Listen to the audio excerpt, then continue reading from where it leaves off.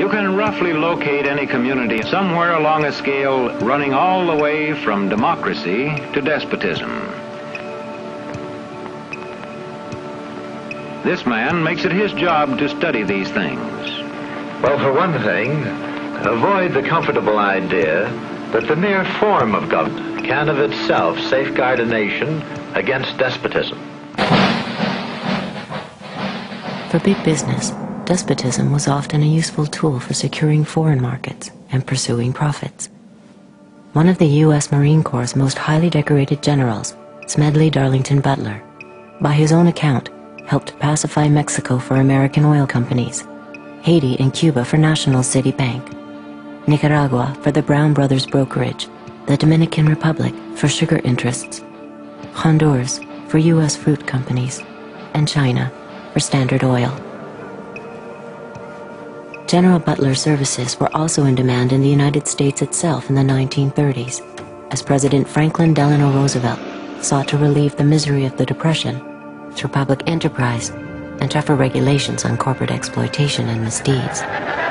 More power to you, President Roosevelt.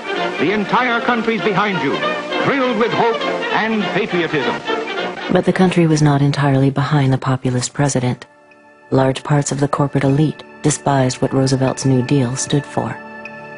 And so, in 1934, a group of conspirators sought to involve General Butler in a treasonous plan. The plan as outlined to me was to form an organization of veterans, to use as a bluff or as a club at least, to intimidate the government. But the corporate cabal had picked the wrong man. Butler was fed up with being what he called a gangster for capitalism.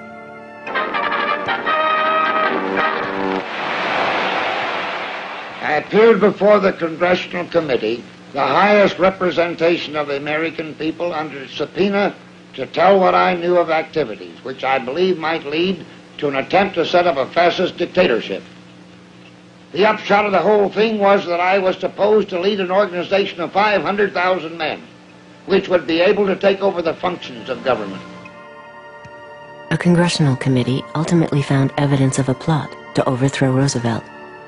According to Butler, the conspiracy included representatives of some of America's top corporations, including J.P. Morgan, DuPont, and Goodyear Tire.